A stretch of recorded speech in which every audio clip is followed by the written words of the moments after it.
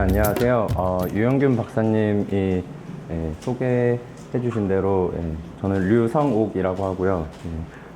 안 그래도 AI 프렌즈 처음 세미나 때 이제 불러주시고 이제 제가 이제 대전을 뜨기 전에 이제 또 불러주셔서 너무 감사합니다. 저는 소개해 주신 대로 이제 이틀 후에 서울로 이사를 하고 다음 주 월요일부터 이제 AI 트릭스라는 인공지능 기반 의료 회사 에서 이제 리서치 사이언티스트로 일을 하게 되었고요.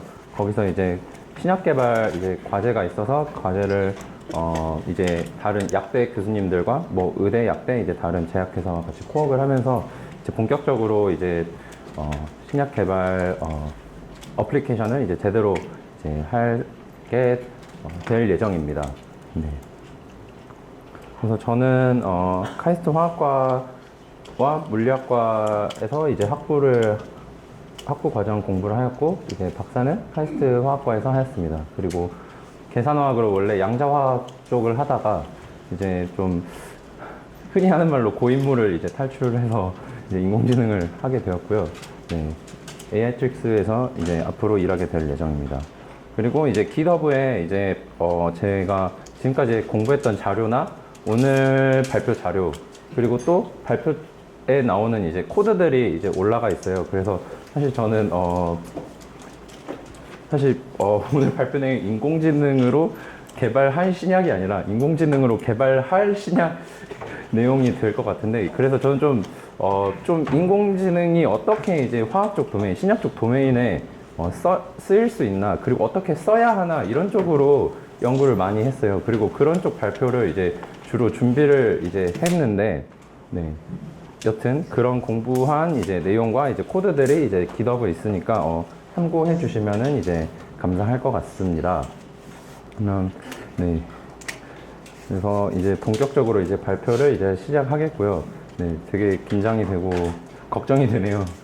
네, 좀 연구 이론적인 내용이 꽤 있을까봐. 네, 그래서 이제 저의 골은, 그리고 아직 이제 100% 이뤘다라고 말 못하겠고, 계속해서 이제 인공지능이 발전하는 거에 발 맞춰서 이제 모델들을 더 개발하고 개선해 나가고 하면서 이제 여기 나와 있는 것들을 다듬어야 될 텐데, 이제 제가 생각하는 이제 인공지능을 이용한 신약 개발의 큰 그림은, 예를 들어서 EGFR이라는 단백질을 제어할 수 있는 분자. 이게 어떤 뜻이냐면, 예를 들어서 폐암이라는 질병을 치료를 하고 싶으면은 이제 흔히 많이 건드리는 이제 단백질이 EGFR이라는 단백질이거든요. 그러면 EGFR이라는 단백질을 이제 건드리면은 그 폐암 세포가 이제 작아지는 지게 돼요. 항상 그런 건 아니지만 그런 식으로 많이 트리트먼트를 하고요. 그래서 여튼 EGFR을 건드릴 수 있는 분자를만을 이제 생성해줘라. 마치 웃는 얼굴 사진만 이제 만들어낸다던가, 뭐 딸기 사진만 만들어낸다던가 하는 것처럼, 그러면은 예를 들어서 뭐 이러한 후보군들이 이제 막 만들어집니다. 예를 들어서 1000개가 만들어졌다고 하면은 실제로 그 다음에 이 만들어진 분자들을 이제 이밸류에이션 하는 거죠. 뉴럴 네트워크나 아니면 뭐 다른 프리딕션 모델이 되었든. 면 예를 들어서 그 중에서 실제로 뭐 EGFR 액티브한 분자들, 그리고 독성이 있으면 안 되겠죠. 그러면 독성 데이터셋으로 이제 훈련시켜서 이제 독성이라고 판별된 애들은 거르고, 또 예를 들어서 뭐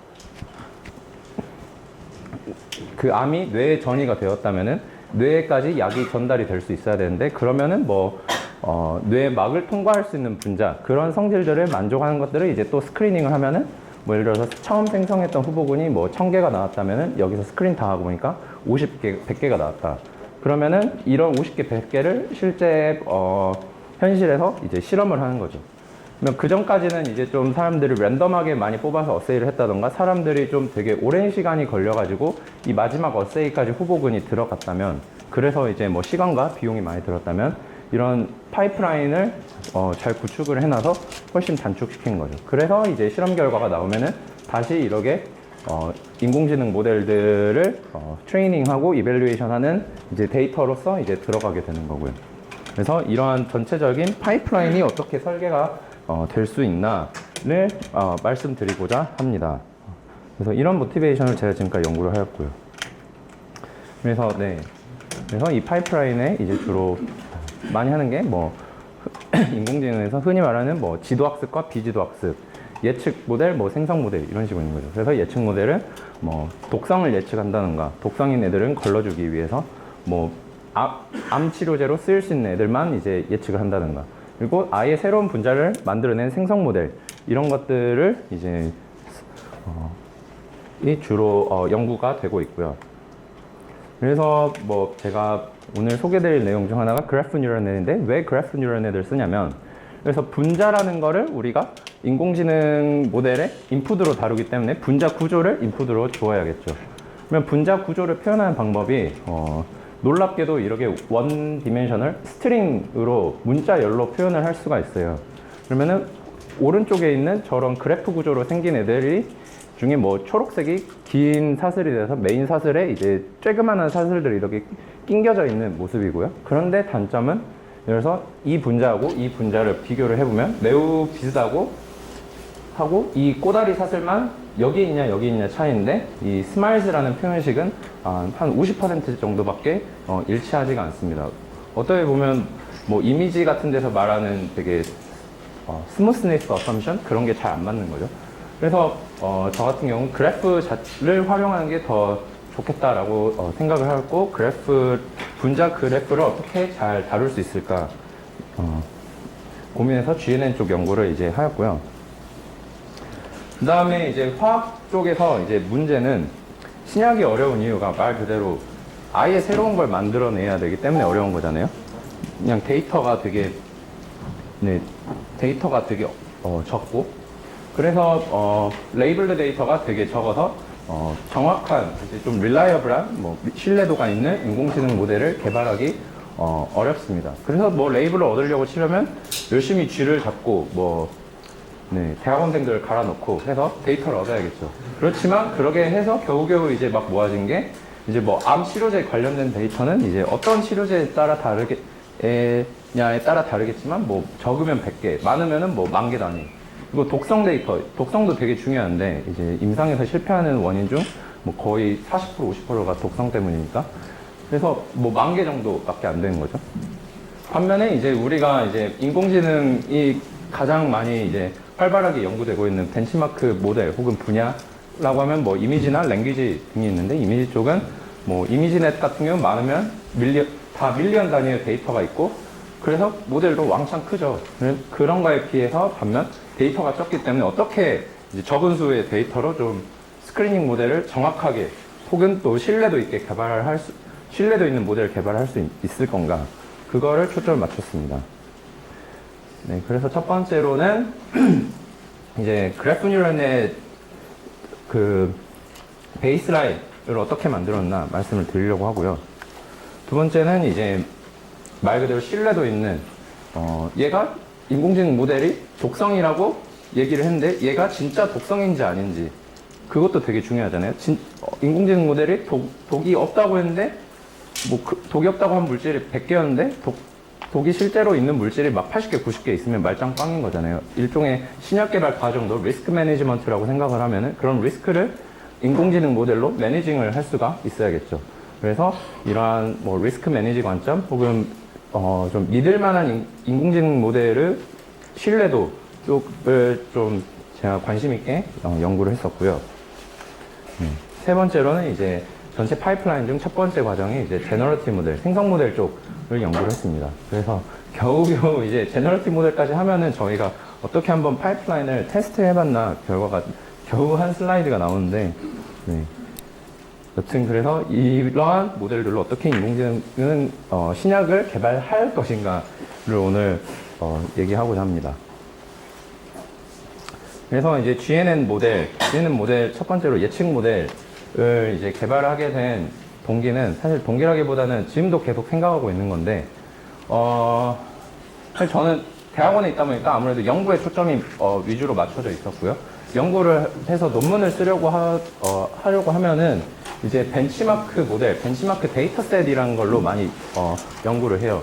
예를 들어서 우리가 뭐 비전 인식 모델이다, 그 이미지 인식 모델이다 라고 하면은 가장 간단하게 엠리스트 손글씨 인식부터 하잖아요.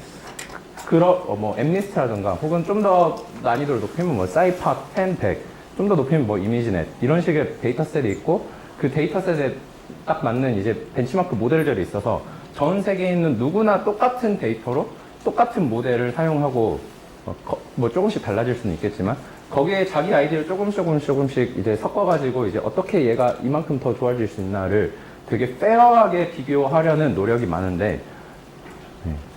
그리고 어떤 분들은 아 그게 당연하지 라고 생각하실 수도 있는데 아쉽게도 화학 쪽에서는 그런 벤치마크 모델이나 데이터셋이 잘 정립이 되어 있지 않은 편이에요. 그래서 예를 들어서 뭐 철수가 2018년에 한 논문에 우리 아이디어를 적용해 보니까 뭐 정확도가 5%나 늘었다라고 했는데 그 5%가 정말 자기 아이디어에서 온 건지 아니면 데이터셋을 어떻게 보니까 좀 잘못 이제 프리프로세싱해서 얻어진 건지 그런 거를 정확하게 비교를 할 수가 없는 거죠. 그래서 저 같은 경우는 이제 저 리서치를 위해서 이제 남들에게도 참고가 당연히 되겠지만 아예 이제 프로퍼티 프리딕션에 있어서는 하나의 프레임워크로만 이제 연구를 하려고 이런 프레임워크를 좀 계속 해왔고요. 그래서 똑같은 모델 아키텍처를 이제 쓰고 그러면 모델 아키텍처는 똑같으니까 뭐 로스만 바꿨을 때 어떻게 더 나아지는가. 그리고 또 이제 뭐 데이터가 되게 적다 보니까 그래서 트레인 테스트 스플리팅을 할 때 80대 20으로 하는데 그럼 그걸 뭐 5폴드, 10폴드로 하게 되죠. 그러면 5폴드 같은 거 할 때 랜덤 시드도 이제 다들 이제 똑같은 거를 이제 써야 페어하게 비교가 될 텐데 그런 랜덤 시드 데이터 스플리팅 같은 프리 프로세싱을 이제 똑같이 하도록 하려고 했고 또 분석하는 스크립트도 제가 한번 짜둬서 계속해서 이제 사용할 수 있도록 하는 그런 프레임워크를 이제 만들어 놓았습니다. 그래서 GitHub에 있고요. 사실 좀 리팩토링이 필요해서 어떤 부분들은 되게 흔히 말하는 더럽게 짜져 있어서 이제 리팩토링이 필요한데 하여튼 이런 코드가 있으니까 이제 관심이 있으시면은 이러한 코드들을 이제 가지고 노시면서 이런 식으로 한번 해볼 수가 있구나를 체험하시면 좋을 것 같고요. 그래서 여튼 저는 이제 제 연구에 있어서 최대한 연구 이제 그 결과를 이제 최대한 흔히 말하면 페어하게 비교할 수 있도록 그리고 정확하게 좀 어블레이션 스터디를 할 수 있도록 하려고 이런 프레임워크를 이제 개발해 왔습니다. 그리고 앞으로도 계속 이제 개선시켜 갈 예정이고요. 네. 그래서 예를 들어서 이제 GNN 같은 경우는 이렇게 분자를 이제 그래프로 표현을 하죠. 예를 들어서 가장 간단하게 뭐 이런 프로파놀 이제 먹으면 안 되는 알코올이죠. 먹으면 안 되는 알코올 중 하나인 프로파놀을 이렇게 분자 구조를 표현하면은 네, 그래프로 표현하면 이렇게 뭐 각 노드들을 하나의 벡터 그리고 노드들끼리 연결성을 하나의 행렬 어드제이선스 매트릭스로 이제 표현을 이제 하게 됩니다. 그래서 이 GNN 중 가장 간단한 형태인 그래프 컴포넌트 같은 경우는 얘랑 1번 원자가 2, 3, 4번에 연결이 되어 있다라는 거를 반영해서 이제 이 각 원자들의 어떠한 정보를 일종의 업데이트를 해야 되기 때문에 이 1번 분자의 원래 가지고 있던 피처에 웨이트를 곱하고 주변에 있는 애들의 피처들을 다 더해서 CNN이랑 되게 비슷하게 이렇게 그래프 컨볼루션을 해서 노드 피처를 업데이트를 하게 됩니다. 그래서 가장 간단하게 쓰면은 이제 행렬식으로 어드제이선시 곱하기 원래 피처 곱하기 웨이트에 이제 렐루 같은 논리니어리티를 씌워가지고 네, 노드 피처들을 업데이트 하게 되고요. 그 다음에 좀 더 뭐 임프루브를 시키자면은 이 알파 IJ라는 어텐션을 이제 주어가지고 어떤 카보나 똑같은 이제 탄소 원자가 있더라도 이 탄소 원자가 뭐 벤젤링에 있느냐, 벤젤링에 있어도 주변에 뭐 알코올기가 달렸냐 안 달렸냐, 카르복실기가 달렸냐 안 달렸냐에 따라서 이제 업데이트가 다르게 될 수도 있겠죠. 그러면은 이제 주변 원자들의 뭐가 있냐에 따라서 주변 원자들의 이제 정보가 이제 다르게 중요도가 반영이 될 수 있도록 이렇게 어텐션을 이제 사용을 할 수가 있고요. 그래서 이제 그래프 어텐션 네트워크라고 하는데 이제 처음 그래프 어텐션 네트워크는 뭐 콩캐된 MLP 방식으로 이제 코에피션트를 구했다면은 요새 거의 정립이 돼가는 방식인 이제 트랜스포머 같은 경우는 이렇게 스케일드 업 프로덕트 셀프 어텐션을 이용해서 노드 피처를 업데이트하게 됩니다. 저희 같은 경우 후자 방식을 이제 선택을 하였고요. 네. 그 다음에 이렇게 네, 피겨 배치를 잘못했네요. 그래서 노드들을 이렇게 업데이트를 한 다음에 그래프 하나를 이제 이렇게 하나의 벡터로 이제 만들어야 되는데 이제 벡터를 만들 때 readout이라는 방식을 사용하게 됩니다. 그러면은 이제 readout이라는 거는 벡터 이제 그래프 피처들이 이제 아니 노드 피처들이 이제 여러 개 있고 그거를 이제 모아가지고 이 노드들의 정보를 모아서 하나의 그래프로 만들어야 되는데 즉 분자 하나를 그래프로 이제 인베딩 변형 뭐 시키는 거죠. 그럴 때 가장 간단하게 할 수 있는 방법이 이렇게 노드 피처들을 이제 에버리지 풀링하는 방법 혹은 서메이션 풀링하는 방법이 있고요. 그다음에 에버리지 풀링 같은 경우는 예를 들어서 이렇게 똑같은 원자가 3개 있는 경우, 4개 있는 경우 이렇게 있을 때 2개는 다른 그래프이지만 이제 결과적으로 에버리지 풀링을 하면은 이제 똑같은 그래프로 이제 표현이 되게 됩니다.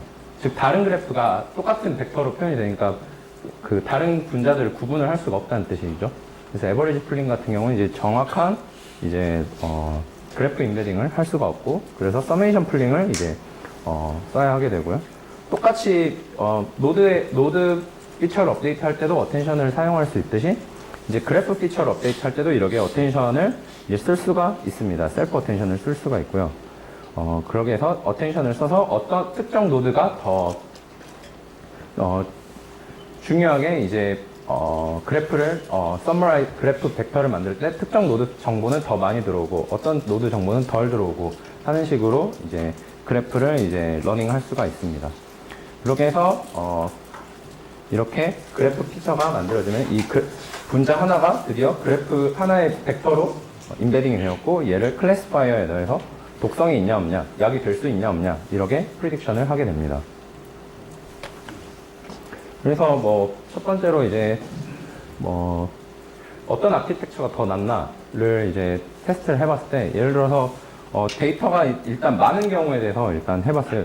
하나의 리그레션인데 로그 P라는 물성을 예측하는 거였고 로그 P라는 물성은 이제 물에 얼마나 잘 녹냐 용해도라고 생각하시면 될 것 같아요. 그랬을 때 뭐 에버리지 풀링 같은 경우는 서메이션이나 어텐션 풀링보다 훨씬 더 에러가 크다는 걸 알 수 있고요. 즉 제대로 이제 그래프를 러닝 할 수가 없다는 거를 의미하고 그 다음에 서메이션 풀링보다는 어텐션 풀링이 더 나은 에러가 더 낮은 모습을 보여줄 수 있고 또 노드 피처 업데이트 할 때도 어텐션을 사용한 게 이제 더 나은 성능을 보입니다.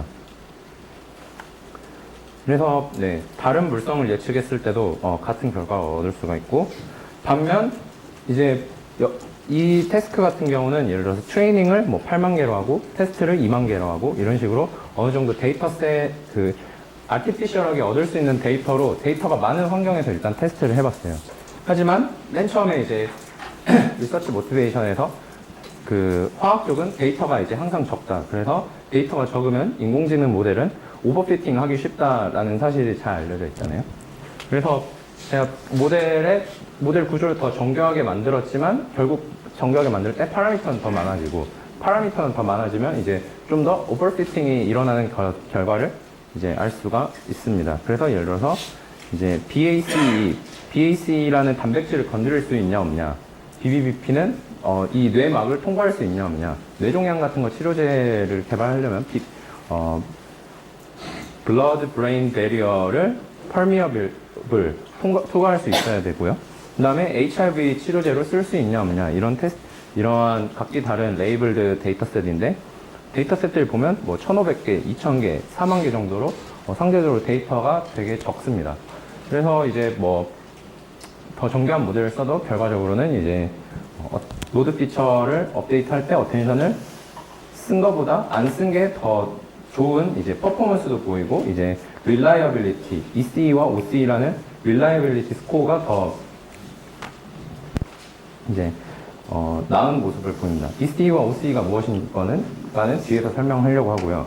그래서 이제 이렇게 한 이유는 이제 사람들이 자기네가 거가 무조건 더 좋다, 어텐션 쓰면 더 좋다, 뭐 하면 더 좋다라고 하지만 실제로 이제 똑같은 뭐 모델 아키텍처만 바꿔봤을 때 랜덤 시드도 똑같은 코드로 구현하고 다 해봤을 때는 실제로 그렇지 않은 거를 제가 이런 거를 이제 보였고요. 즉 앞으로 향후 연구에 베이스라인으로 쓸 수 있도록 일단 아키텍처부터 좀 옵티마이즈 하는 과정을 이제 거쳤었습니다. 그래서 네, 더 많은 파라미터를 쓰는 게 오버피팅을 유발하고 이제 모델 신뢰도도 이제 낮추는 결과를 이제 보인다는 걸 얻었고요. 네. 그래서 이제 그러면은 어떻게 신뢰도가 있는 인공지능 모델을 개발할 수 있을 건가로 이제 제 다음 연구 인터레스트가 좀 넘어갔습니다. 그래서 인공지능 모델이 인공지능이 이제 항상 맞는 건 아니죠. 어떤 데이터로 트레이닝을 했느냐에 따라서 이제 예측도 달라지고, 아까 말했듯이 레이블드 데이터가 더 적기 때문에 예측의 일종의 불확실성이 클 수가 있죠. 신뢰도가 어떤 분야에 대해서는 예측이 신뢰도가 높을 수 있고 낮을 수 있고 할 수가 있는데, 그런 거를 잘 그런 예측이 얼마나 정확한지를 우리가 일종의 측정 가늠해 볼 수가 있어야겠죠. 이를테면은 어떤 분자를 인공지능의 모델에 넣고 얘가 독성인지 독성이 아닌지 알려줘 라고 했을 때 독성이다 아니다 라고만 하는 게 아니라 얘가 독성일 확률은 60%다 90%다 라고 답을 하는 게, 우리가 그러면 독성이 아니다 라고 할게요. 독성이 아닐 확률이 90%다 라고 하는 게 독성이 아닐 확률이 60%다 라고 하는 것보다 좀 더 인포머티브하고, 예를 들어서 독성이 아닌 확률이 90%인 거를 이제 실제 실험에 투입하는 게 실패 확률이 이제 더 적겠죠. 그래서 그런 이유로 이제 베이지언 딥러닝이라는 분야를 연구를 했습니다. 그래서 베이지언 딥러닝은 이제 자율주행 같이 이제 인공지능이 모델이 사고를 일으키면 안 되거나, 혹은 금융같이 리스크 매니징을 해야 하는 분야 같은 데서 이제 활발하게 응용이 되고 있고요. 그래서 이거 같은 경우는 이제 도로 앞에 있는 뷰를 이제 도로인지 길가인지 가로등이 있는지 없는지를 세그멘테이션 하는 건데, 이런 결과가 그라운드 트루스와 이렇게 차이가 나는 부분을 보면은, 이렇게 차이 난 부분은 uncertainty가 높다는 결과가 나오는 걸 알 수가 있습니다. 즉 인공지능이 이제 데이터로부터 학습을 하는데, 우리 학습에서 이제 새로운 분자를 봤을 때 자기가 잘 모른다라고 하는 게 이제 낫겠죠. 그런 애들은 이제 실험에 투입할 건지 말 건지는 사람이 결정할 일이지만, 즉 리스크를 안고 갈 건지 아니면은 리스크 어버스하게 그냥 얘는 잘 모르는 거니까 실험에 투입하지 말자라고 할 건지, 그렇게 디시전 메이킹 하는데 도움이 될 수가 있겠죠. 그래서 이제 베이지언 딥러닝 쪽 모티베이션은 계속 반복되는 이야기지만, 데이터가 얻기 어렵기 때문에 항상 데이터가 부정한 데이터 헝그리한 상황이다 뿐만 아니라, 실제 실험이라는 거는 우리가 일반학 실험만 해도, 혹은 일반학 실험만 해도 누구는 막 수동력이 조교님 저는 수동률이 1000%가 나왔어요 할 정도로, 실험이라는 게 항상 실험 값이라는 게 노이즈하잖아요. 노이즈가 많잖아요. 그렇기 때문에 실험값도 노이즈하기 때문에 데이터 자체에도 어떻게 보면은 uncertainty라는 게 있는 거죠. 그래서 이제 이러한 데이터가 양이 부족하거나 이제 질이 떨어질 때, 노이즈가 많이 껴있을 때 모델이 예측한 거가 얼마나 이제 정확한지를 우리가 이제 측정을 할 수가 있어야 되고, 이를 바탕으로 더 나은 디시전 메이킹을 하자. 그리고 실험 결과 마지막에서 이야기를 하겠지만, 이 베이지언 딥러닝 응용으로 액티브 러닝이라는 걸 할 수 있는데, 우리가 어떤 모델을 트레이닝하고 싶을 때 어떤 애들을 이제 실험을 해가지고 레이블을 얻는 게 가장 효율적으로 인공지능 모델을 개발을 할 수가 있을 건가.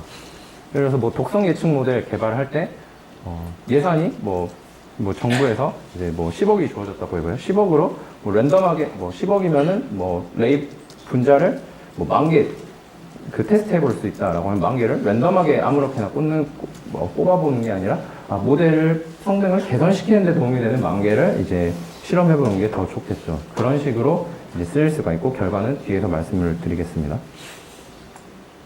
네. 그래서 베이지언 딥러닝 같은 경우는 이제 이론적으로 보면은, 이제 데이터가 주어졌을 때 이제 모델이 정확한 게 아니라 모델도 항상 부정확할 수가 있어요. 그리고 모델이 부정하다는 할 수가 있다는 말은 이제 모델에 uncertainty가 있을 수 있다는 말이고, 즉 그 말은 모델이 어떤 분포를 이루는 거예요. 그러면은 이 모델의 분포를 우리가 주어진 데이터에 대한 모델의 분포를 우리가 사후 추정 분포 posterior라고 부르고, 이 posteriour는 이제 likelihood와 prior의 곱에 비례하게 됩니다. 그래서 네. 그래서 이제 우리가 뭐 D라는 데이터로 트레이닝을 했을 때 새로운 데이터 X 스타를 모델에 D로 트레이닝한 모델에 넣었어요. 그랬을 때 얻어진 뭐 새로운 분자라고 할게요. 새로운 분자를 인공지능 모델에 넣었어요. 그랬을 때 독성일까 아닐까라는 뭐 예를 들어서 레이블의 분포를 Y 스타라고 해보죠. P Y 스타라고 해보죠. 그러면은 우리가 D로 트레이닝한 포스테리어 모델의 분포에 이 가능한 Y 스타의 경우의 수를 전부 다 이제 곱해서 더해줍니다. 즉 적분을 합니다. 그러면은 이 Y 스타의 분포가 나올 거고 이 Y 스타의 분포의 뭐 평균과 이제 분산을 이제 기대값과 불확실성으로 이제 우리가 추정을 하게 됩니다. 그래서 제가 좋아하는 그림인데 네, 제가 직접 만들었습니다. 예쁘게. 네. 예를 들어서 우리가 일반적으로 이제 사용하는 인공지능 모델은 이제 베이전 모델이 아니라 이제 다른 모델은 maximum A posteriori 모델이다라고 얘기하는데 이러한 이 분포를 실제로 추정하는 건 어려운데 이 분포 꼭대기가 어딘지는 이제 우리가 옵티마이제이션으로 쉽게 구할 수가 있어요. 그래서 우리가 이러한 포인트 하나만 이제 에스티메이트 추정하는 경우가 많은데 예를 들어서 이 경우는 이 빨간색과 파란색 뭐 독성과 비독성이다 라고 한다면 이 독성과 비독성의 경계를 이렇게 나누는 이런 디지션 바운더리 선 하나를 이제 찾는 거에 해당이 됩니다. 그러면 이런 모델의 새로운 데이터가 보통 이걸 뭐 트레이닝 데이터라고 한다면 얘는 뭐 아웃 오브 디스트리뷰션 데이터 라고 부르죠. 아웃 오브 디스트리뷰션 데이터로 이러한 데이터가 왔다 라고 하면은 얘는 실제로 빨간색이 0이고 파란색이 1이라고 한다면 실제로 0 레이블을 가지고 있지 않을 수가 있어요. 왜냐면 디지션 바운더리 이렇게 그어질 수도 있고 이렇게 그어질 수도 있고 뭐 이렇게 그어질 수도 있고 한 거죠. 그래서 이제 베이전 딥러닝 같은 경우 그어질 수 있는 모든 경우의 수를 다 이제 구하고 이런 데서 이제 샘플링이 되는 거죠. 실제로 얘가 샘플링 될 확률이 이제 가장 클 수 있겠지만 그러면 이 경우의 수에 대해서 확률 값들을 전부 다 이제 적분을 해주면 여기의 데이터는 이제 좀 더 0.0보다 한 뭐 0.03, 04 이런 식으로 더 낮은 확률 값을 빨간색에 가까운 확률이 더 낮을 거고 그 말인즉슨 이제 uncertainty가 이제 큰 결과를 이제 주게 됩니다. 그래서 네 실제로 이제 제가 베이전 딥러닝 모델을 이제 구현할 때는 이제 이 분포를 이제 추정한 방법에는 이제 여러 근사법들이 있지만 이제 변분 추론, variational inference라는 방법을 이제 주로 사용하였고 그 중에서도 이제 dropout variational inference, 다르게 말하면 MC dropout 방법을 이제 사용했습니다. 이런 이론적인 내용은 이제 넘어가도록 하겠고요. 요약하자면 이제 모델 트레이닝 할 때 네, 너무 나이브한 설명이죠. 모델 트레이닝 할 때 dropout을 키고 트레이닝을 하고 이제 인퍼런스 할 때는 드랍아웃 끄고 인퍼런스 하는 게 이제 보통의 드랍아웃 사용법이지만 MC 드랍아웃 같은 경우는 이제 모델을 인퍼런스 할 때도 드랍아웃을 킵니다. 그 대신 킨 상태로 예를 들어서 100개 샘플링 한 다음에 그 샘플링 된 100개의 평균과 분포를 이제 추정해서 이제 기대값과 불확실성을 이제 구하게 됩니다. 그래서 사실 결과가 이제 더 중요하고 좀 더 흥미로울 수가 있겠죠. 예를 들어서 이제 우리가 인공지능 모델을 사용하는 경우를 이제 생각을 해보면 예를 들어서 뭐 제약회사에서 자기네 라이브러리가 있어요. 자기네 후보군 물질 라이브러리가 있어요. 뭐 10,000개라고 해봅시다. 근데 실험에는 뭐 100개 혹은 50개만 이제 투입을 할 수가 있어요. 그러면은 가장 이제 될 만한 놈, 똑똑한 놈만 50개 추려가지고 이제 실험에 넣어야 하잖아요. 그러면은 이제 그 똘똘한 놈 50개, 100개를 어떻게 추릴 거냐 를 이제 고민해 본다고 했을 때 베이전적인 어프로치로 얘기를 하자면 uncertainty가 낮은 애들, 그러니까 약이 된다라고 예측이 됐으면서 불확실성이 낮은 애들을 순서로 이제 쭉쭉쭉 이제 키재 가지고 50개, 100개를 실험에 넣으면 되겠죠. 그 결과를 이제 한 거고요. 예를 들어서 이제 불확실성이 이제 낮은 애들만 이제 1번 그룹은 불확실성이 이제 가장 이제 낮은 애들, 5번 그룹은 불확실성이 가장 높은 애들, 이렇게 순위를 이제 매겨봤어요. 그랬을 때 1번 그룹인 애들은 어큐러시가 이제 100% 가까이로 높고, 그 다음에 불확실성이 높은 애들은 어큐러시가 이제 낮은 결과를 보이고요. 그래서 EGFR, TGFR1은 각각 다 단백질 이름인데 이 단백질들에 붙을 수 있냐 없냐 클래시피케이션 이제 문제를 다룬 거고, 이 오른쪽 같은 경우는 이제 독성인데 뭐 NRAHR이라는 독성이 있냐 없냐, 뭐 SRP53이라는 독성이 있냐 없냐를 말한 겁니다. 똑같이 독성 예측에서도 이렇게 불확실성이 낮은 애들은 정확도가 높고 불확실성이 높은 애들은 정확도가 낮다라는 결과를 이제 얻었습니다. 그러면은 이제 EGFR 이니비터 폐암 치료제 개발하는 이제 상황을 이제 가정을 하고 이제 실험을 해본 건데요. 예를 들어서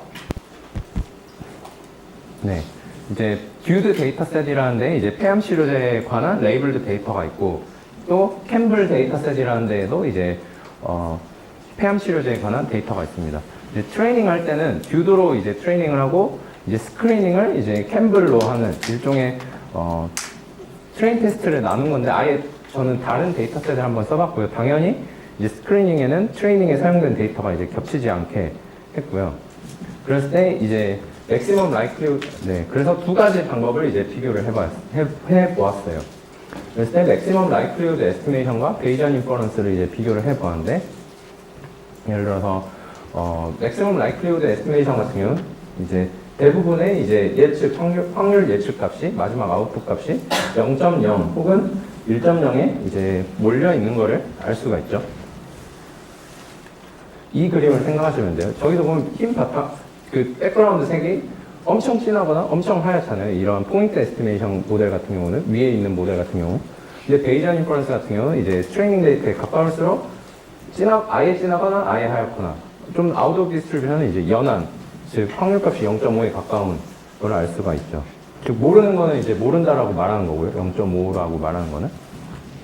그래서 보면은 이제 베이전 인퍼런스 했을 때는 이제 분포 그 아웃풋들이 이렇게 좀 계산식으로 이렇게 나오는 거를 이제 알 수가 있고요. 또 보면은 이게 로그 스케일이라서 이제 가늠이 잘 안 갈 수도 있는데, 1.0이면은 폐암 치료제로 쓸 수 있다라고, 뭐 폐암 치료제 후보군이 될 수 있다라고 생각하시면 돼요. 보면은 1.0일 때 프로 포지티브, 실제로 폐암 치료제 캔디데이트인 거라고 할 수가 라고 한다면, 얘네들은 이제 약 1000개 가까이 되는 거고, 이제 false positive는 여기서 보면은 이제 한 200개, 300개가 될까요?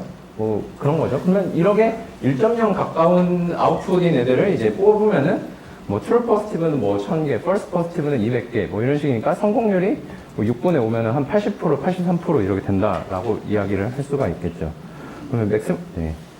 이거를 쉽게 비교하기 위해서 이제 표로 정리해 봤는데, 이제 한 7,000개인가 스크리닝을 했을 거예요. 테스트셋에 있는 샘플 수가 뭐 7,000개 이렇게 되는 거죠.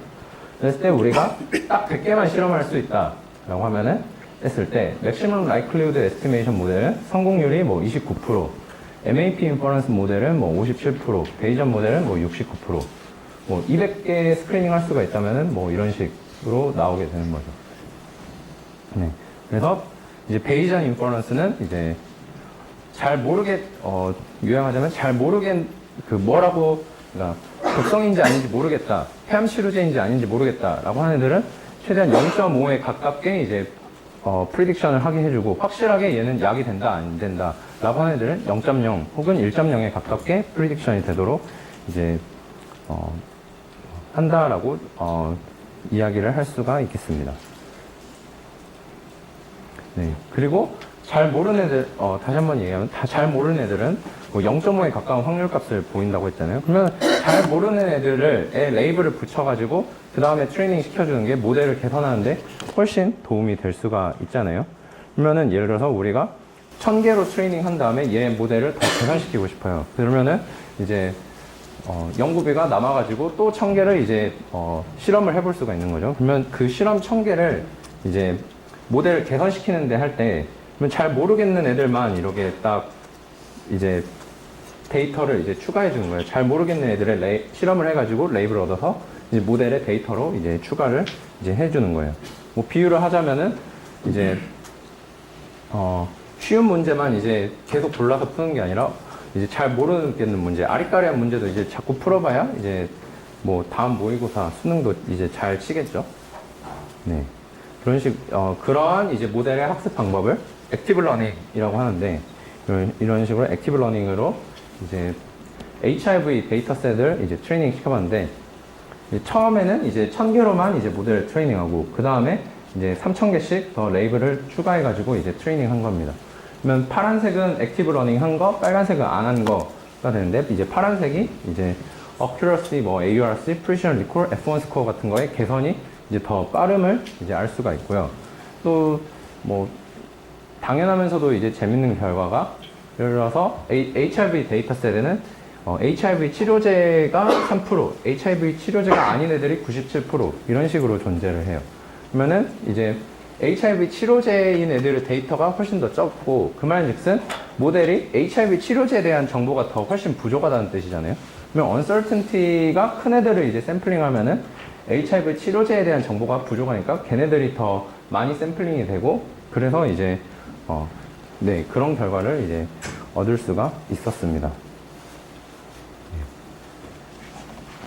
그래서 베이전 딥러닝은 이런 식으로 이제 쓸 수가 있고요.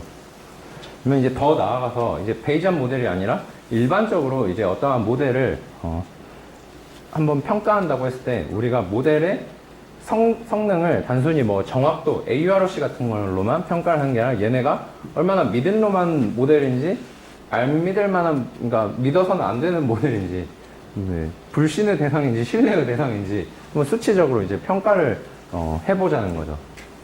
네, 그래서 네, 이런 reliability, 모델의 신뢰도를 이제 자꾸 평가하려는 연구들도 이제 계속돼서 머신러닝 커뮤니티에서 이루어지고 있고요. 예를 들어서 이제 뭐 벤치마크로 가장 많이 연구가 되는 컴퓨터 비전에서 이제 똑같이 사이파 100이라는 데이터셋을 이제 트레이닝을 할 때, 98년도에 나온 르넷5라는 모델로 트레이닝을 했을 때랑 이제 2016년에 나온 레즈넷 110이라는 모델을 트레이닝 했을 때를 한번 이 논문에서 이제 비교를 한 결과입니다. 그러면은 이제 르넷은 이제 파라미터가 약 6만 개 정도로 이제 꽤나 적고, 레즈넷 같은 경우는 170만 개로 이제 많아서, 이제 더 많은 파라미터가 있으면은 이제 더 파라미터가 더 많아서 이렇게 클래시피케이션 에러가 줄어드는, 즉 정확도는 이제 레즈넷이 더 높지만, 반면에 얘가 이제 신뢰도는 이제 더 낮은 이제 결과를 이제 보이게 됩니다. 즉 정확도가 높다 해서 항상 신뢰도가 높은 게 아니라, 정확도가 높아도 트레이닝 셋에 이제 너무 이제 피팅이 되다 보면은 이제 아웃 오브 디스트리뷰션에 대해서는 잘 안 맞을 수가 있고, 즉 뉴럴넷이 되게 오버 컨피던트한 막 1.0에 가까운 애들을 이제 자꾸 예측값으로 내뱉을 수 있. 시파 100을 썼기 때문에 데이터의 양에 비하여 파라미터가 너무 많아가지고 신뢰도가 떨어진 거 아닌가요? 선생님은 만약에 트레이닝 셋이 더 커지게 되면, 네, 장기적으로 봤을 때는 레슨이 더 좋아지는 거 아니에요? 뭐라고 말씀드려야 되지?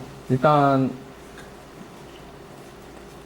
파라미터를 더 많이 써가지고, 어떻게 보면 르넷은 이 데이터 수에 비해서 이제 파라미터가 더 커질 수도 있는데 안 커진 상황인 거죠. 여기서 보면 데이터 수를 더 파라미터 수를 더 늘렸는데 에러는 이제 줄었잖아요.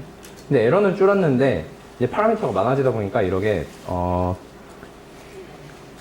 맨 마지막에 아웃풋으로 내뱉는 값은 다 0.9, 0.95 이런 식으로 이제 결과를 내뱉더라라는 거를 이제 보여주는 이제 그림입니다. 이렇게 컨피던스가 너무 높다 보면은 이제 예를 들어서 사이퍼 100으로 트레이닝 했는데, 예를 들어서 엠리스트를 넣었다라고 하면은 완전히 아웃 오브 디스트리뷰션이잖아요. 그러면 아웃 오브 디스트리뷰션에 대해서는 이제 우리가 흔히 생각하기로는 이제 막 0.5에 가까운, 잘 모르겠다, 혹은 다르게 말하면 이제 프리딕션 엔트로피가 높은 그런 결과가 나와야 될 텐데, 이런 식으로 오버 컨피던트한 모델은 이제 아웃 오브 디스트리뷰션에 대해서 너무 확률값이 높은 예측만 이제 하더라라는 이야기를 이제 이 논문과 이제 다른 논문들에서 이야기하고 있습니다. 즉, 어떤 의미냐면, 뒤쪽에 가서 다시 말씀을 드릴게요. 그래서 뉴럴넷이 흔히 이야기를 할 때 파라미터가 이제 되게 많아서 그거 바탕으로 뭐 익스프레시브 파워가 크다, 이제 뭐든 잘 학습을 한다라고 해서 더 나은 클래시피케이션의 어큐러시를 정확도를 이제 보여줄 때가 있지만, 반면에 이 경우는 이제 더 신뢰도는 자체는 이제 낮을 수가 있다라고 이야기합니다. 예를 들어서 앞선 설명에서 제가 이제 1.0에 가까운 데는 이제 실제로 true positive가 이제 높아야 되고, 0.5로 갈수록은 이제 true positive와 false positive가 이제 뭐 거의 동등할 만큼, 즉 여기는 accuracy가 이제 낮은 그런 결과가 나온다는 거를 이제 말씀을 드렸잖아요. 근데 여기서 보면 true positive든 false positive든 똑같이 이 끝머리에 있으면은 이제 reliability가 낮은 거고, 즉 성공 확률이 이제 낮은 거죠. 네. 그러면 이 모델의 신뢰도라는 거를 어떻게 이제 측정을 이제 정량적으로 이제 해볼 수가 있냐면, 첫 번째로 이런 칼리브레이션 커브라는 거를 그립니다. 즉 무슨 뜻이냐면, 그래서 0.0에서 0.1 확률값을 가진 애들을 이제 따로 모아요. 그거를 이제 비닝이라고 하고요. 어떠한 빈에 이제 모아요. 그러면 0.0에서 0.01의 확률값을 가진 애들은 실제 정확도가 0.0에서 0.1을 보여야 된다라는 거죠. 그러면 confidence라는 거는 모델의 마지막 확률값들을 말하는 거고요. 그 빈, 그래서 그 100개의 확률값의 평균이 이제 그 빈의 confidence이고, 그러면은 그 빈에 속한 샘플들의 accuracy는 이제 accuracy를 이제 구할 수가 있겠죠. 그러면 네, 구할 수가 있습니다. 그러면은 모델이 완전히 신뢰할 만한 모델이다, 혹은 퍼펙트 칼리브레이션이 됐다고 된 모델은, 예를 들어서 뭐 0.5 근처에 있는 애들은 정확도가 0.5고, 0.0 근처에 있는 애들은 실제 정확도가 0.0이고, 1.0인 애들은 실제 정확도가 1.0이고, 이런 모델을 우리가 퍼펙트 칼리브레이션이 됐다라고 이야기를 합니다. 즉 다시 독성 비독성 비율로 돌아가 볼게요. 그러면은 우리가 독성 예측 모델로 이제 아웃풋이 맨 마지막에 뭐 0.8이라고 얻었어요. 그러면 0.8이면 우리가 독성일 확률이 80%다 라고 기대를 하는데, 실제로 모델이 그렇느냐 안 그렇느냐를 이렇게 테스트를 하는 거죠. 그러면은 이거를 이제 하나의 스코어로 이런 커브를 이렇게 그릴 수가 있고, 이제 하나의 스코어로 이제 서머리를 할 수가 있는데, 그거를 expected calibration error라는 거는 이런 perfect calibration, 이제 y는 x 선과 이렇게 그어진 이제 선의 이제 차이를 이제 다 더한 거고요. 다르면 저 면적을 이제 서메이션 한 거라고 이제 보시면 될 것 같습니다. 사실 정확히는 그러지 않는데요. 개념적으로 이제 저렇게 표현을 할 수가 있고요. 오버 컨피던스 에러 같은 경우는 그 중에서 이제 너무 뉴럴넷이 자신만만하게 얘는 독성이야 라고 하는 것만 이제 따로 이제 스코어링을 이제 매긴 겁니다. 다르게 말하면 이 밑에 면적만 이제 서메이션을 한 거라고 이제 이야기를 드릴 수가 있고요.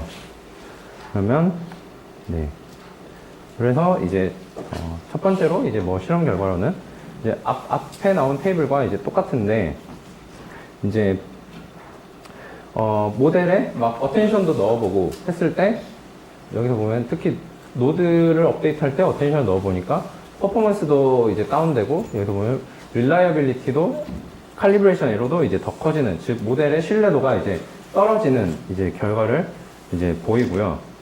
이거는 네, 이런 경우에 이제 적절한 이제 모델을 이제 고문하는 방법, 레귤러라이제이션이 이제 필요하겠죠. 그래서 적절하게 레귤러라이제이션을 이제 걸어줄 수가 있는데, 뭐 지금까지 나온 많은 레귤러라이제이션 방법들 중 뭐 이러한 레귤러라이제이션들을 이제 걸어줬습니다. 간단하게 스탠다드하게 드랍아웃을 사용하는 방법, 그 다음에 베이지얼 러닝 할 때 사용했던 MC 드랍아웃, 그 다음에 세 번째로 레이블 스무싱이라는 방법이 있는데, 예를 들어서 레이블이 0.0, 1.0 이렇게 있다면은 뭐 분자가 실제 독성이 있다라고 한다면은 있다라고 한다면은 얘를 독성일 확률은 5%, 아닐 확률은 95, 이렇게 0.05와 0.95로 레이블을 이렇게 조금 튜닝을 해주는 거예요. 그라운드 트루스 레이블을. 그 다음에 엔트로피 레귤러라이제이션이라는 방법 같은 경우는 모델의 최종 아웃풋의 엔트로피를 일부러 더 높여주는 방향으로 이제 모델을 레귤러라이즈 해줍니다. 그랬을 때 이제 결과는 이제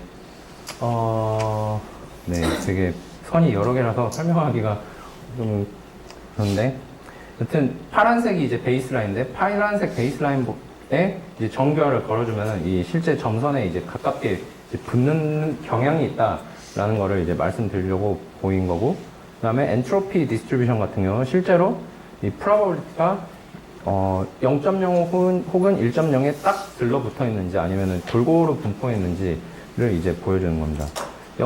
엔트로피가 0.0에 가까운 애들이 클수록 이제 모델들이 오버 컨피던트한 혹은 이제 무조건 0 아니면 1로 내뱉는다는 거를 이제 보여주는 거고요. 그랬을 때 이제 레이블 스무싱이나 엔트로피 레귤러라이제이션이 오버 컨피던스를 이제 조절하는 데는 확실히 이제 좋은 모습을 이제 보이고요.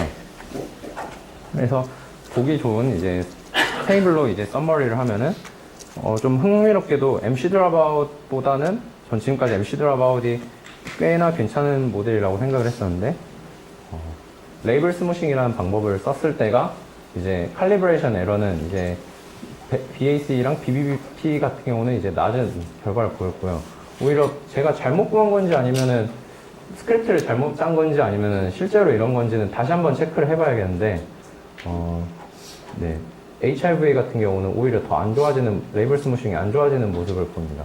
이 경우는 이제 레이블 스무싱 할 때 뭐 하이퍼 파라미터가 들어갔는데 이걸 튜닝 했을 때 실제로 또 달라진 건지 한번 체크를 해봐야겠고요. 여튼 뭐 그냥 전체적인 경향성을 썸머리 하자면, 혹은 이제 신약 개발 모델을 실제로 개발하고 계신 분들에게는 어쩌면 팁일 수도 있겠는데, 이제 MC 드랍아웃이나 레이블 스무싱을 쓰는 게 더 나은 칼리브레이션 결과를 보이는 거를 알 수가 있고요. 또 컴퓨터 비전 분야와 다르게 컴퓨터 비전 분야 논문에서는 뭐 엔트로피 레귤러라이제이션이 이제 되게 좋은 결과를 보인다라는 논문들이 뭐 있는데, 반면에 이제 저 같은 경우는 훨씬 이제 베이스라인보다도 더 안 좋아지는 결과를 이제 볼 수가 있었습니다. 이거는 통계학과 친구한테 왜 그런가 물어봤는데, 이거는 어떻게 보면은 아웃풋 프로버빌리티를 다이렉트하게 페널티를 때리면은 이제 더 안 좋아질 수가 있다라고 이야기를 하더라고요. 이거는 좀 더 제가 스터디가 필요한 부분이고, 네, 마지막으로 이제 데이터가 이제 임밸런스드 되어 있을 때, 아까 HIV 데이터셋 같은 경우는 뭐 약이 될 애들이 뭐 3개, 안 되는 애들이 97개 이런 식으로 되게 임밸런스 돼서 존재하는데, 그럴 때 이제 많이 사용하는 방법이 이제 포칼로스라는 거를 이제 주로 사용을 합니다. 그래서 포칼로스 같은 경우는 이제 아웃풋 프로버빌리티가 큰 애들한테는 페널티를 많이 때리고 작은 애들한테는 페널티를 적게 때리는 방식으로 이제 로스인데, 그래서 오리지널 폼은 이렇게 존재를 하고요. 얘의 일종의 테일러 익스펜션을 이제 적용을 하면은 마지막에 스탠다드한 바이너리 크로스 엔트로피의 로스에 엔트로피 비스무리한 꼴의 레귤러라이제이션을 이제 걸어주는 것을 알 수가 있습니다. 그래서 뭐 썸머리를 하자면 이제 디텍트하기 쉬운 애들은 이제 페널티를 많이 때리고, 이제 그래서 걔네들은 이제 컨피던스 값을 좀 더 낮추게 하도록 이제 모델을 이제 고문시키고 이제 디텍트하기 어려운 애들한테 정교를 덜 하는 식으로 그 방법으로 이제 레귤러라이제이션 합니다. 즉 그러면은 다르게 얘기하면 그 HIV 데이터셋 같은 경우는 데이터가 약인 애들이 훨씬 더 적다고 했잖아요. 그러면 약이 될 수 있는 애들한테는 페널티를 적게 때리고, 약이 안 된 애들은 훨씬 더 데이터가 많으니까 걔네들한테는 이제 페널티를 많이 때리는 거죠. 이런 식으로 했을 때 얻을 수 있는 결과가 이제 프리시전의 리콜이 이제 많이 달라질 수 있다는 걸 알 수가 있고요. 네. 그래서 포칼로스에 있는 파라미터가 뭐 알파와 감마라는 이제 두 가지 파라미터가 들어가는데, 이 알파와 감마를 이제 조절함에 따라서 이제 프리시전과 리콜, 실제로 약이라고 예측한 애들 중에 실제로 약인 애들을 프리시전, 혹은 그리고 약인 애들이 100개인데 그 중에서 인공지능이 뭐 50개 찾았으면 리콜이 0.5 이런 이고요. 그래서 네, 이러한 실제로 이렇게 임밸런스 데이터에 대해서 어큐러시보다는 이제 프리시전 혹은 리콜이 훨씬 더 관심사가 될 때가 많은데, 이런 포컬로스를 이용해서 이제 프리시전 리콜을 조절해가지고 이제 희귀하지만 어떻게든 찾아낼 거냐, 아니면은 최대한 될 놈만 찾아낼 거냐를 이제 조절할 수가 있습니다. 대신에 반면에 이렇게 조절한 경우는 이제 EC나 OC는 높아지는, 즉 이제 reliability score는 이제 안 좋아지는 이제 모습을 이제 볼 수가 있고요. 이거는 역시 이제 코스트 자체를 이제 패널라이징 하기 때문에 나온 결과로 이제 생각이 됩니다. 그래서 네, 여기까지가 이제 프리딕션 모델에 대해서 제가 스터디를 한 거였고요. 그래서 정작 약을 개발했냐라기보다는 어떻게 인공지능 모델을 트레이닝하고 개발하고 어떻게 쓸 거냐 위주로 이제 제가 연구를 좀 했다는 거를 이제 말씀드리고 싶었습니다. 그 다음에 마지막으로 이제 저희가 제너러티브 모델을 이제 쪽도 계속 연구실에서 연구를 했었고, 했었고 이제 제너러티브 모델에서 만든 애들을 한번 스크리닝까지 해봤었는데요.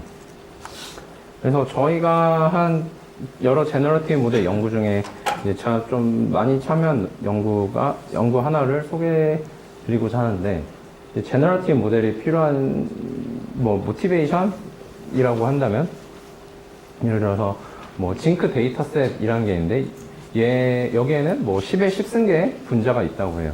10의 10승계의 분자를 전부 다를 스크리닝 해가지고 약이 된 애들을 이제 찾는 거는 마치 모래사장에서 바늘을 이제 찾는 것과 같다 라고 비유를 하고요. 비유를 많이 합니다.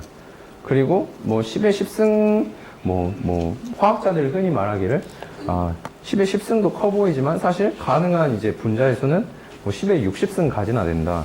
10의 60승이면은 이제 스크리닝을 하는 걸로는 우리가 이제 가능한 분자 수에서 이제 약을 더 많은 이제 다른 분자들이 약이 될 수 있는데, 그것들을 이제 놓치는 거다.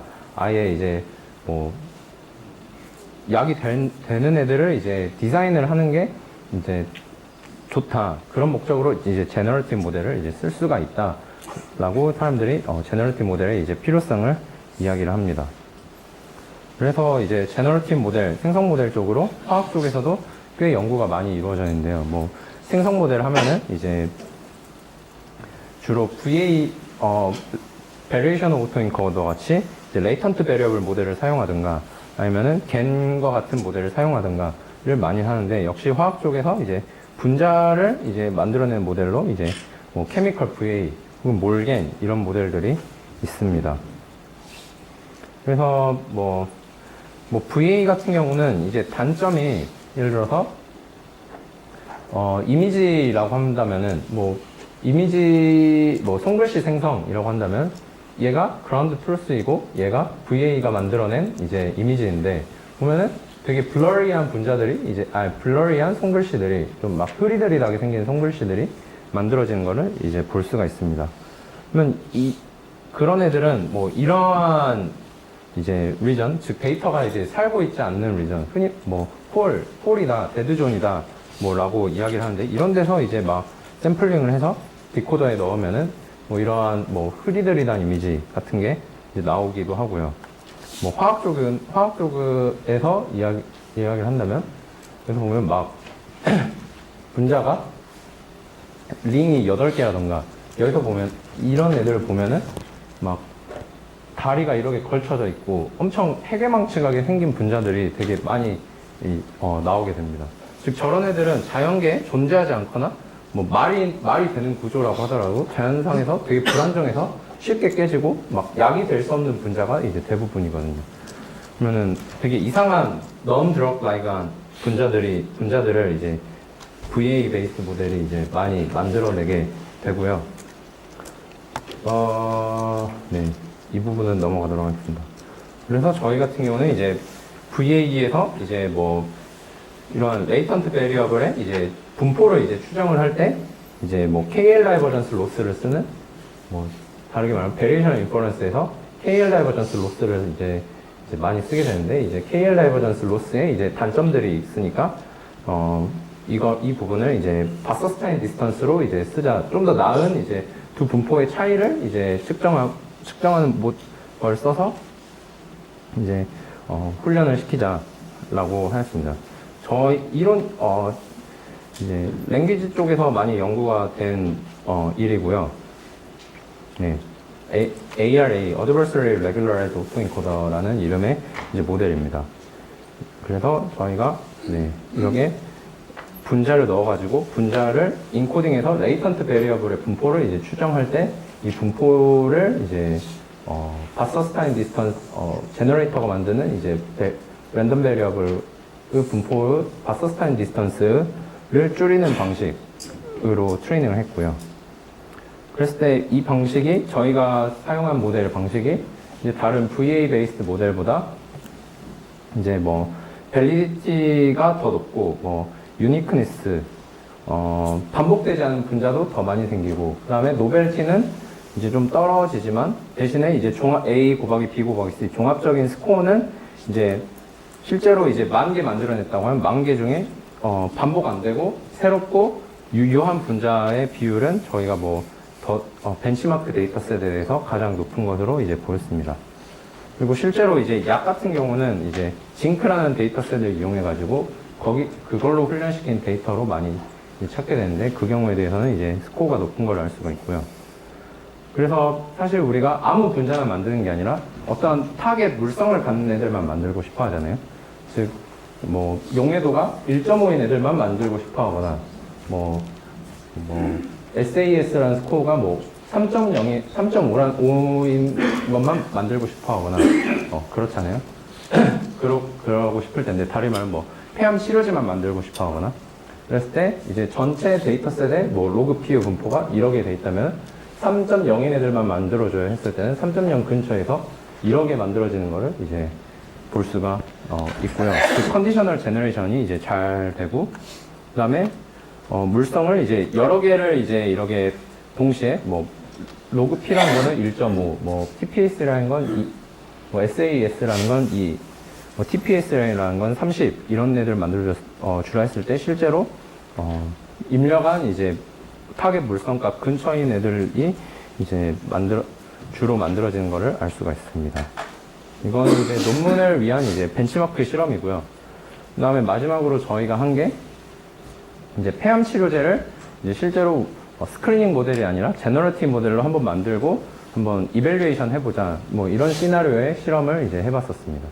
그래서 폐암 치료제 EGFR 액티브인 애들만 만들어줘 라고 했을 때 931개가 이제 만들어졌고요. 그 저희 생성 모델로.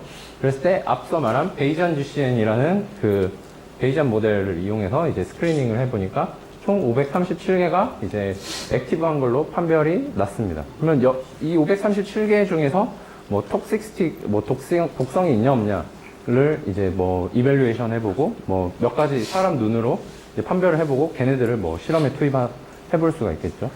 그 다음에 더 나아가서 약 하시는 분들, 파마콜로지스트 분들이 일종의 지금까지 이제 약들은 뭐 용해도가 2.5 값을 가져야 되고 합성하기 쉬워야 되고 또 이제 뭐 적당히 극성해야 돼서 극성도 값은 60 근처여야 된다. 뭐 이런 걸 리핀스키 룰이라고 하는데 그러면은 폐암 치료제이면서 리핀스키 룰을 만족한 애들을 만들어줘 라고 했을 때 1067개가 이제 만들어졌고 그 중에서 이제 베이지안 GCN에 넣어봤을 때 이제 액티브한 애들이 502개로 판별이 이제 났습니다. 네. 이런 식으로, 네. 즉, 맨 처음에 리서치 모티베이션 페이지에 설명했던 제너레이션 한 애들을 스크리닝 모델을 넣어가지고 이밸류에이션 하고 그 이밸류에이션 한 애들을 이제, 네, 실험에 투입하는 단계를 한번 묘사를 해본 거죠. 그러면 이제 정말 이제 제 회사에 가면은 이런 식의 파이프라인을 바탕으로 이제 오늘 이제 슬라이드에서는 뭐 독성 예측 모델은 거의 안 다뤘지만 독성 뭐 테스트도 해보고 릴라이빌리티 테스트도 해보고 해서 만들어진 애들을 이제 실험에 투입해 볼 수가 있겠죠. 그래서 제가 생각했을 때 퓨처 디렉션은 뭐, 네. 인공지능 모델이 어떤 데 이제 쓰일 수가 있나, 혹은 더 나은 인공지능 모델을 위해서는 어떤 식으로 뭐 연구를 해야 될까를 이제 생각을 해봤는데요. 이제 첫 번째로는 이제 독성 예측 쪽이 단순히 신약뿐만 아니라 다양한 이제 화합물의 독성을 이제 평가하는 게 이제 인공지능이 되게 많이 인공지능 모델이 기여를 할 수가 있는 것 같고요. 그중 하나로 예로 한 2, 3년 됐는지 모르겠는데 한때 가습기 살균제로 우리나라가 엄청 들썩들썩 했잖아요.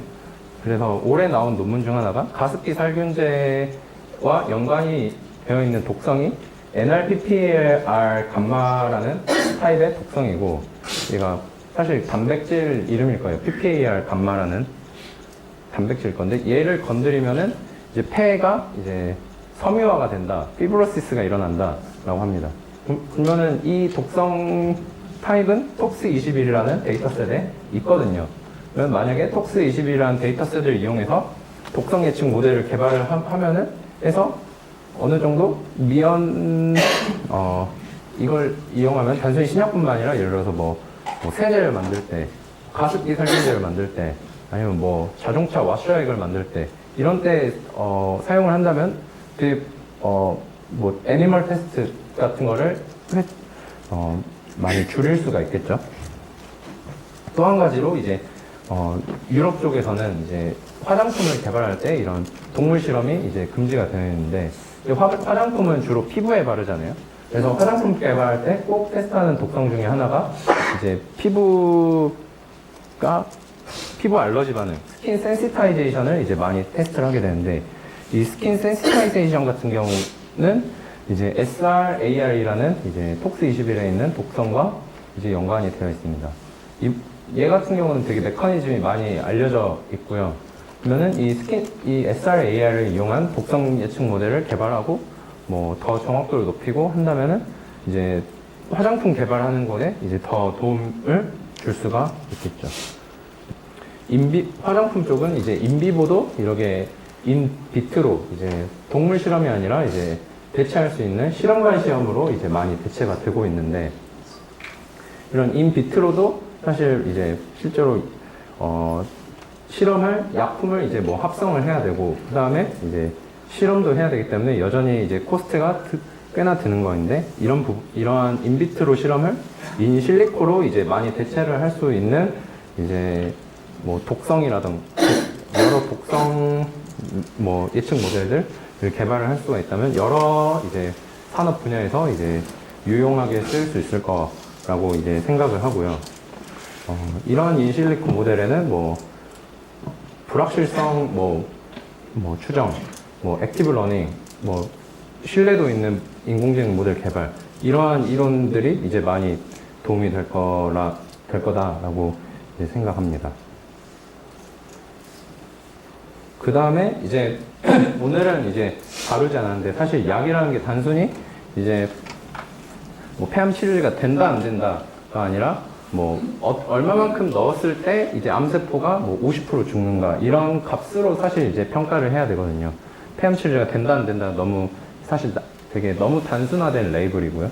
그래서 이제 예를 들어서 최초 항암제라고 이제 알려진 이제 이마티닙, 글리백 같은 경우는 이런 되게 비교적 단순한 이제 분자 구조에서 이제 꼬다리를 뭐 하나 붙여서 뭐 PKC라는 데에는 안 붙게 하고, PKC라는 데 안 붙게 해서 부작용을 이제 덜고, 그 다음에 타이로신 카이네이즈, 이제 타겟하는 이제 단백질에 대해서는 더 잘 붙도록 이런 꼬다리를 또 달고, 그 다음에 이제 구강으로 섭취할 수 있게 이런 꼬다리를 또 달아서 이러한 되게 단순했던 구조가 이게 더 복잡해진 구조로 이제 바뀌거든요. 그러면은 이제 뭐 특정 이제 예를 들어서 뭐 폐암 치료제라고 했다면 폐암에 있는 단백질만 더 잘 붙도록 하는 쪽으로 이제 액티비티를 이제 높여야겠죠. 이러한 과정을 히트를 이제 처음 찾은 분자를 히트라고 부르고, 히트를 리드로 만드는 최적화 과정이다라고 해서 리드 옵티마이제이션이라고 하는데, 이런 리드 옵티마이제이션 쪽은 이제 아무래도 제가 뭐 약간 좀 프리딕션 모델 쪽 위주로 이제 연구를 하였다 보니까 저로서는 계속 공부해야 할 방향입니다. 그래서 뭐 맨 위에 있는 논문 같은 경우는 이제 저희 연구실에서 이제 나온 논문이고요. 그 외에도 이제 다른 논문들이 있어서 이런 논문들이 이런 리드 옵티마이제이션에 많은 도움이 이제 될 거라고 이제 생각을 하고요. 그래서 이제 이 부분들에서 말씀을 드렸는데 여전히 저도 아직 모르는 게 많고 더 개선의 여지들이 있고 뭐 여전히 뭐 연구 목적을 위해서 벤치마크화 해야 될 부분들도 많아서 이런 점들을 이제 계속해서 이제 연구해 나가고 뿐만 아니라 이제 인공지능이 사실 저는 인공지능이라는 말보다는 사실 뭐 통계학습이란 statistical learning이라는 단어를 훨씬 더 좋아하는데 좀 더 머신러닝을 잘 알면서 이제 뭐가 내가 가진 인공지능 모델이 무엇을 할 수 있고 뭐는 잘 못하고 어떤 한계점이 있고를 이제 잘 알아가도록 하려고 계속해서 이제 머신러닝 이제 뭐 통계학 전문가분들과 계속 코업하고 또 도메인 쪽에 있어서는 이제 뭐 의대 약대 같이 이제 신약 이제 임상에 대해서 더 잘 아시는 분들과 이제 코업해가면서 이제 연구해갈 생각입니다. 네, 들어주셔서 감사합니다.